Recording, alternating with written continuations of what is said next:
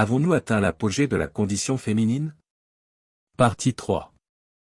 Aujourd'hui, de nombreuses forces émergent et concourent à faire régresser le statut des femmes. Elles feront peut-être des 70 ans de l'après-guerre, une parenthèse historique unique de la condition féminine, en Occident du moins. Le néo-féminisme est anti-universaliste et le mouvement trans est une machine anti-femme. Le néo-féminisme se distingue fondamentalement du féminisme des origines, en ce qu'il n'est pas universaliste. Il se moque de ce qui se passe, dans le reste du monde, par exemple en Afrique. Aujourd'hui, au Sahel et dans la Corne de l'Afrique, il est encore de tradition de retirer les filles de l'école à 10 ans et de les marier de force à un homme adulte, plus de 80% de mariages forcés au Niger, un enfer sur terre pour les femmes. Il s'agit bien ici de viols répétés. Par ailleurs, très souvent, ces fillettes auront été préalablement mutilées sexuellement, c'est-à-dire excisées. Ces femmes esclavagisées, dont la vie est détruite et qui seront engrossées jusqu'à l'épuisement, femmes fatiguées, disent les Maliens, ne font pas la une des journaux de nos sociétés bien pensantes, même si l'ONU et l'OMS sortent régulièrement des rapports à ce sujet, car l'état de ces femmes est très préoccupant avec dépression et tentative de suicide. Ce qui est frappant, les néo-féministes, qui s'expriment au sein d'organisations telles que « Oser le féminisme » ou via les mouvements d'extrême gauche déjà évoqués, n'en parlent jamais. On pourrait avancer le fait que c'est loin, pas en Europe, mais l'argument est largement critiquable, pourquoi tolérer, là-bas, l'intolérable? De plus, c'est faux, car ces pratiques existent en France, dans les diasporas africaines. Ainsi, des milliers de fillettes nées en France, donc françaises, sont excisées chaque année et beaucoup risquent le mariage forcé. Silence total des néo-féministes qui ne voient pas de viol lorsque l'agresseur n'est pas blanc. Compte tenu de l'importance de l'immigration africaine en France, cela signifie que de plus en plus de femmes vont échapper au statut occidental protecteur, et cela, en vivant en France, le plus souvent dans les quartiers à majorité musulmane déjà évoqués.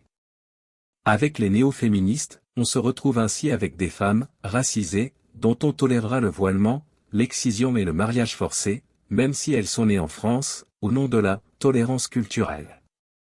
Autre phénomène, émergent au sein du néo-féminisme, dangereux pour les femmes, la machine idéologique trans, qui nie les spécificités du féminin, et s'inscrit d'une manière générale dans un mouvement de fond du wokisme, qui s'appuie sur la négation du fait biologique et selon qui, une femme ou un homme n'existe pas à l'état de nature, ce sont des productions sociales.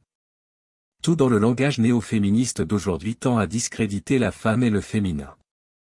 Plutôt que d'affirmer l'originalité d'un principe féminin et de se battre pour qu'il existe à parité totale avec le masculin, ces néo-féministes préfèrent la destruction de la différence des sexes, ce qui aboutit à la négation de la notion de femme. Ainsi on peut les voir aujourd'hui réclamer que les toilettes universitaires deviennent non-genrées, ce qui est d'abord pénalisant pour les femmes, privées de cet espace intime. Le « On ne n'est pas femme mais on le devient » de Simone de Beauvoir, que toutes ces néo-féministes ont lu, aurait pu être « On ne n'est pas femme ou homme, mais on le devient », mais en ne désignant que la femme comme objet fabriqué socialement, la phrase est sujette à interprétation et donne l'impression de désigner le féminin comme principe inférieur. Le souhaitable devient l'homme, en soi. Le mouvement trans revendique la possibilité pour un homme de se déclarer femme, en raison d'un « sentiment intime », sans pour autant renoncer à ses attributs masculins, puis de se déclarer lesbienne. De même, le mouvement familial, en pleine dérive, a-t-il cru bon d'afficher une femme barbue et enceinte, en proclamant benoîtement qu'un homme aussi pouvait être enceint. Il y a donc envahissement, par des hommes, de la sphère féminine, et c'est bien la notion de femme même, et son monopole, de la fécondité, qui est attaquée par ces mouvements, qui se prétendent progressistes, tout en se faisant les promoteurs de la disparition du genre féminin. L'avenir de nos filles est sombre. Ainsi, alors que, à l'instar d'autres domaines, la progression de la condition féminine semblait acquise et surtout irrésistible, des changements culturels de fond, remettent tout en cause.